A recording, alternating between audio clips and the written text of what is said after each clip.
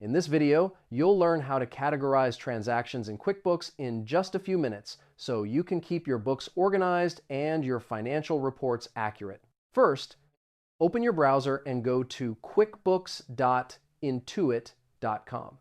Sign in to your QuickBooks online account. Make sure your bank account is connected, since this is the easiest way to import transactions and categorize them efficiently.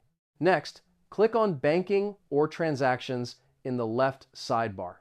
You'll see a list of all the transactions imported from your bank ready to be reviewed and categorized into the right accounts in your chart of accounts. Now, click on any transaction to open its details.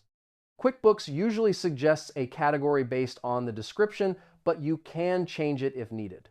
Choose the right category, like office expenses, advertising, or income. After that, add any additional details.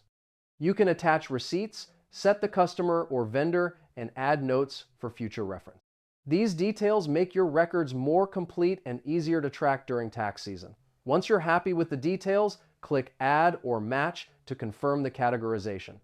QuickBooks will save the transaction in the correct account and update your financial reports instantly with the latest data. And that's it. Your transactions are now properly categorized in QuickBooks, keeping your books clean and accurate.